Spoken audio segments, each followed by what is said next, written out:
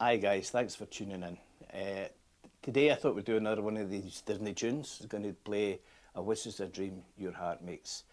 And again, the whole point of this is not for me to teach you how to play the tune, it's to show you the chords that I used, what the chords are and whereabouts in the guitar I play them, so I can get the melody line and intervals and so forth.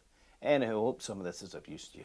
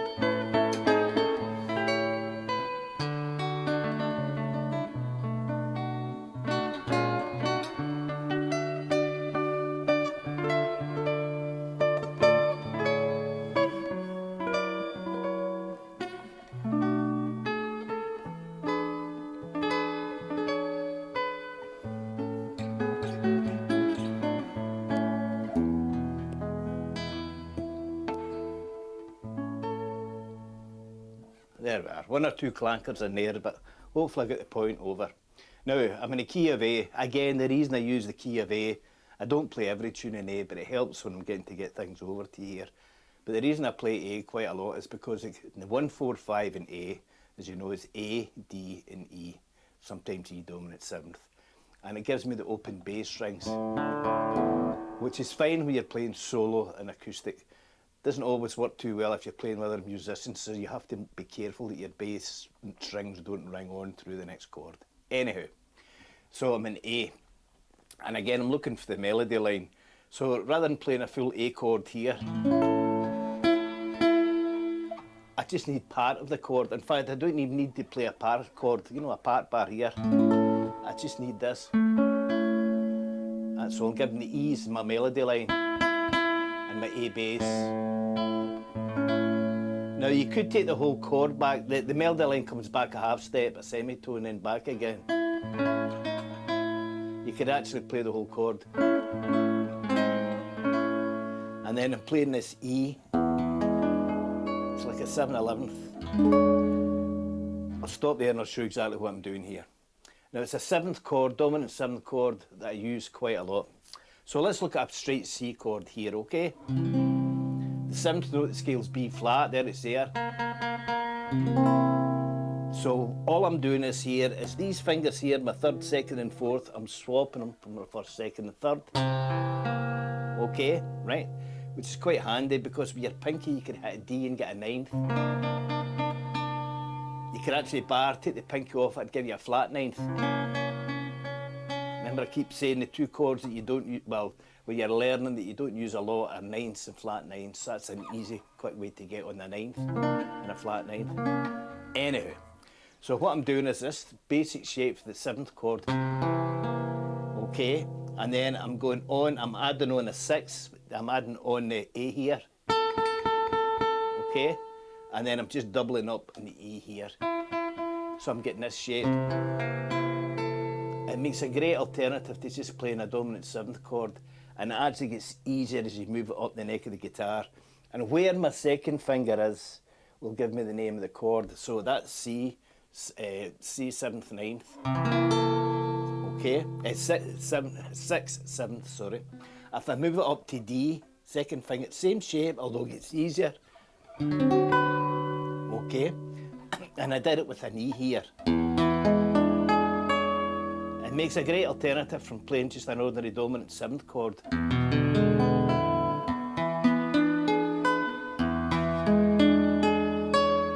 And plus your pinky's free to roam about. Anyway, so that's when you see me playing that chord, that's what I'm doing. I use it a lot as E flat.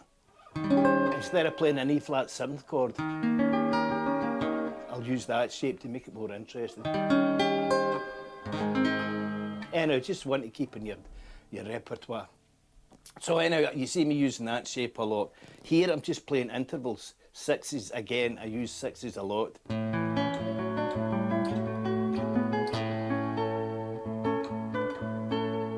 But actually, technically speaking, there's an A. When instead of playing an A chord like that, I use this interval here, which is basically, so there's the A and the C sharp, an interval of a 6, but I'm playing it here. And actually where I'm getting that from, it's quite involved. Well, not involved really. That's C. Imagine when you're moving C all the way right up with a capo, only your first finger's a capo. So that's basically your A chord there. Okay, sometimes I'll just play that. Sometimes I'll just play that. Sometimes I'll just play that. Sometimes it's just that. But it's all from the same shape. It's a handy shape to know. So we've covered that. So you basically, basic bar chord for an A was there. Anyway, we'll run through the tune bit by bit. I'm jumping the gun here.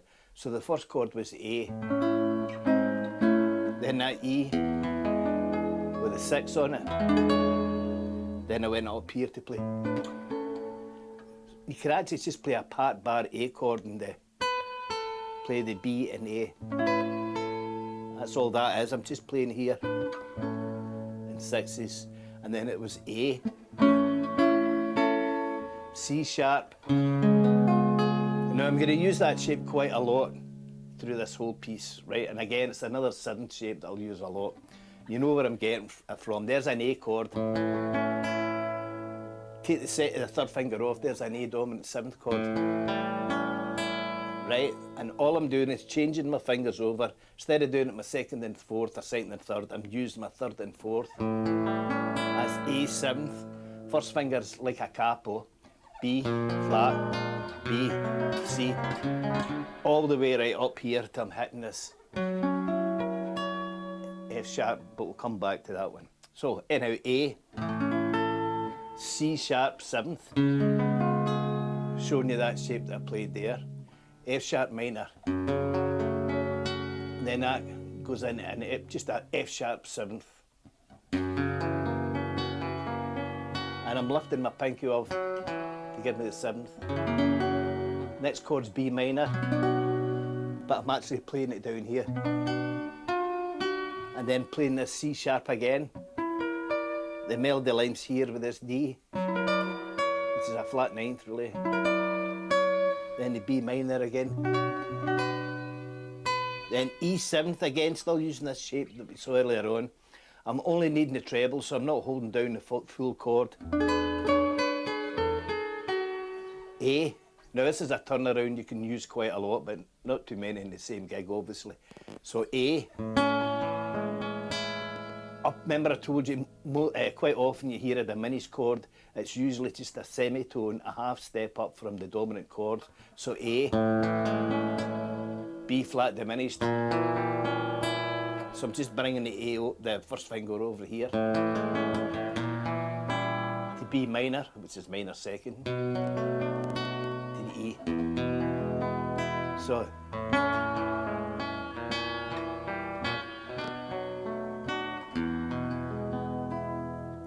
quite a wee good turnaround to have up your sleeve. Anyhow, back to the beginning again. Down a step. This shape here in the C sharp, the E 7, sorry.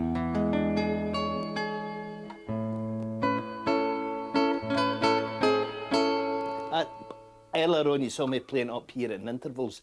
We could literally just play the A in 5th position. A 7th.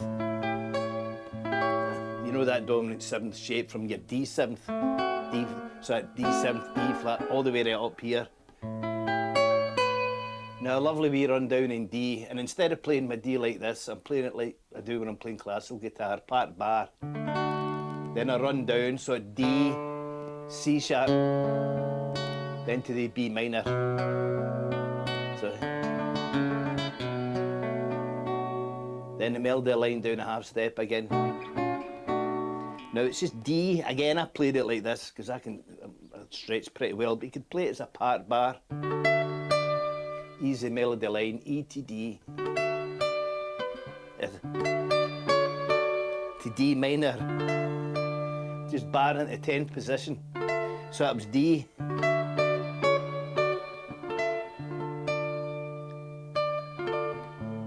Remember how I showed you how to play that A chord down here in this position? C sharp again, then the B minor, E7.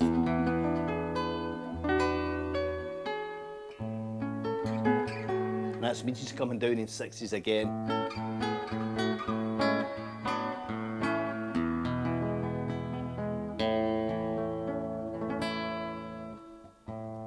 Strings have about had it.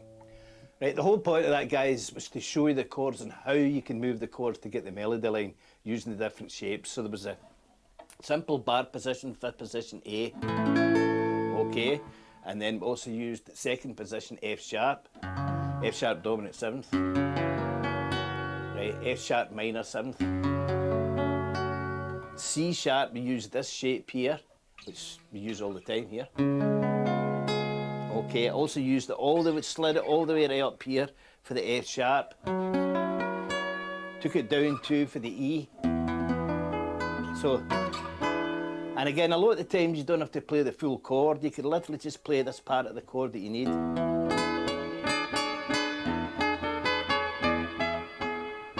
do that a lot. And then again, I showed you the intervals, the 6s. We've done that before.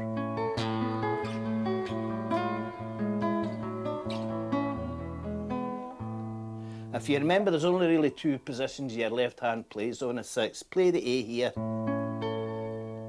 Do you see how the 2nd finger's a fret above the 1st finger? Then the next time they're parallel, they're on the same fret. You can actually hear them, feel for them. That's right, that's right, that's right, that's not right, that's actually a minor. So it's back to this first shape again. That's right. So it's either going to be that shape or that shape. So, and that's an A. Later on you learn how to do them in most of the chords. Anyhow, it's a great tune, and again it's a good use of the melody. You do that quite a lot, don't you? The melody line drops a semitone. Anyhow, so you could, again, you could drop the chord or just, or